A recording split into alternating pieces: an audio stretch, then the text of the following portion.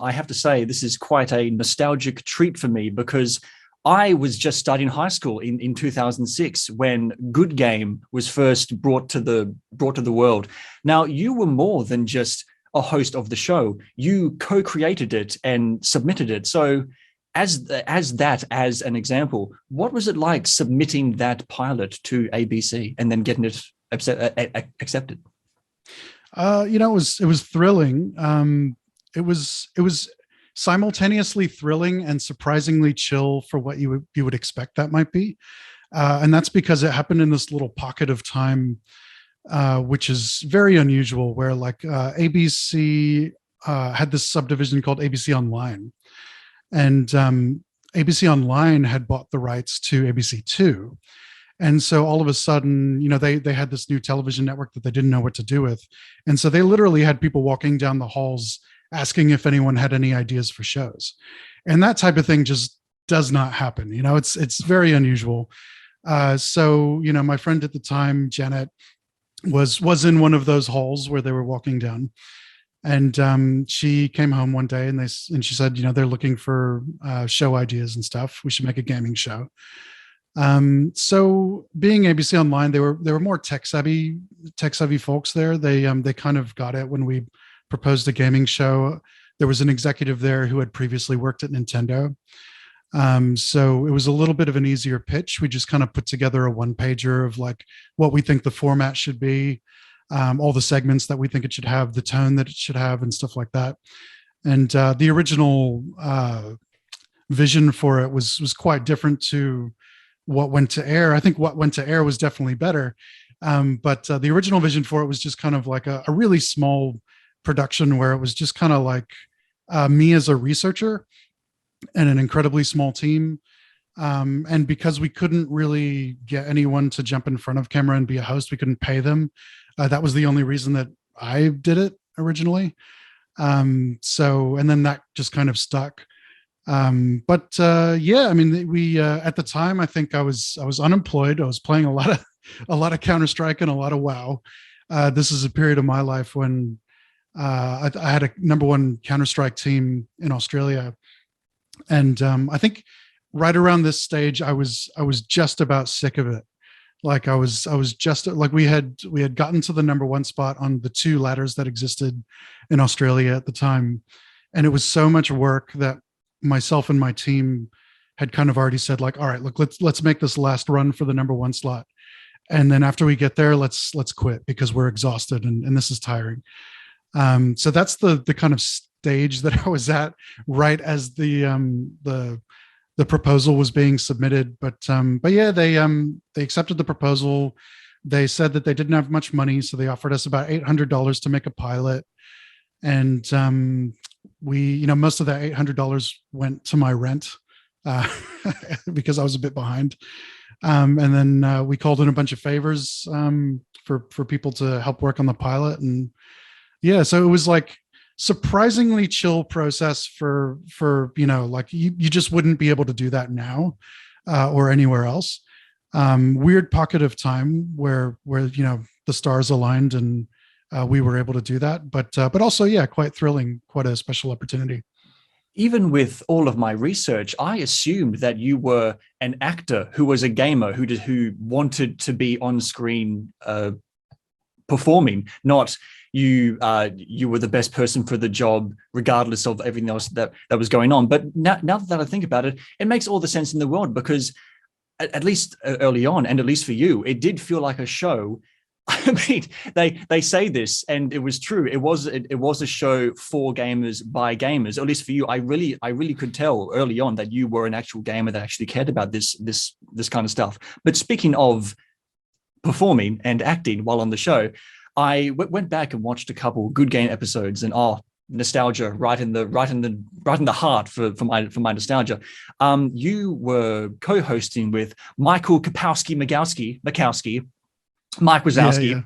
And he on the pilot episode, I believe you were reviewing Saints Row, and Michael, Mr. Makowski, was introducing Saints Row, and he said, "Today we're going to talk about a game called Saints Row," and he went Saints Row like that. And when I saw that, I thought, He was told to say it like that. That wasn't him wanting to do that. No, Because that he was him. Really? That was totally him. Yeah, yeah. Really? So like because I assumed that the director was like, all right, try and be all like gangster when you say it, okay? Action, go. No, But that was him no. wanting to do So that. I mean, you're right in that producers always do that, and especially like in other shows that I've worked on, and other ABC producers as well. They really do try to get you to ham it up. And they like color and movement, so they'll be like, okay, that's nice, but could you say it with a bit more energy? Could you jump around? Could you do it in a wacky way? And sometimes that's more welcome than others. Like I've worked on some shows where they're trying to get us set up where they're trying to get a really nice shot, but they might do something like put two monitors next to each other when the people are playing StarCraft against each other.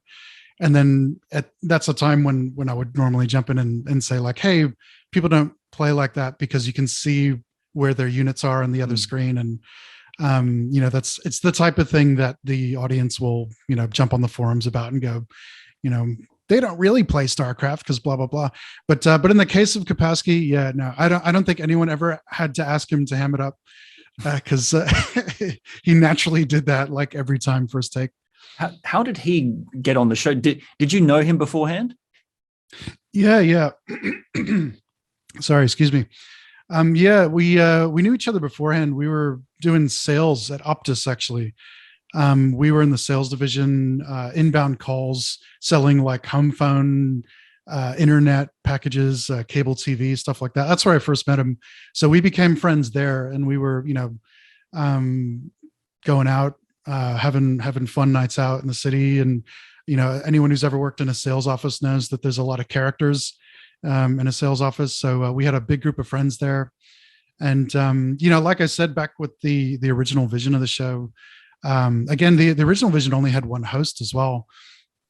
It was kind of going to be like just one person delivering stuff to camera.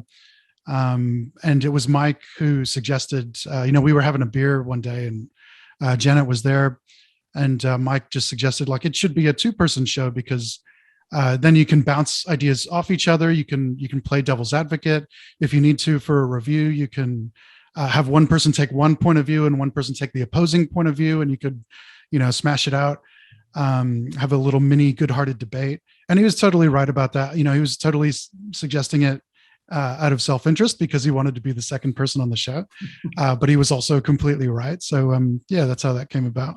So you say that sometimes people can be devil's advocate and sometimes there can be a bit of a healthy debate. So how much of your opinions of the games on the show were your actual opinions, or how much of it was adjusted slightly to have some tension between the hosts? Yeah, I think when there was like a review where say, for example, there were two, if you think there are two particularly prominent views on something that the game did that's worth talking about, that would be a good time to have one reviewer take one view and one take the other view. So that's a tool that we used quite often. I mean, they were all our opinions in that we wrote the reviews ourselves. Sorry. But one reviewer would typically take charge of one game. So it would be very rare that both reviewers would play the game. Usually one reviewer would walk away with one game, and then the other reviewer would walk away with the other game. And we would write the opposing person's point of view. And so if we had like two reviews in an episode, like, I would be the person that wrote like Saints Row, and he would be the person who wrote the other one. And then we would read it before filming. And, like if anyone had written lines for me that I objected to, I would voice that and say like, like, I see what you're trying to do here, but, I just don't want that coming out of my mouth. Like oftentimes, like, I would be happy to take like a devil's advocate point of view just to get the point across.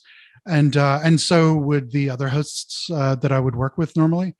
But sometimes you just don't want something coming out of your mouth because it just doesn't fit you, right? Like, like if something was, like I'd be like, oh, look, a Counter-Strike player wouldn't say that. So I would do that. But yeah, it's a tricky one because it's like they were all our own real opinions in that the hosts wrote the reviews, but they were scripted. and you would write the opposing view of the other reviewer, and sometimes that's agreeing with you, and sometimes it's just more educational and informative and entertaining if they're disagreeing with you. Yeah. I tell you, it's so heartening to me to hear that you and Michael were friends and weren't just actors that needed a gig, because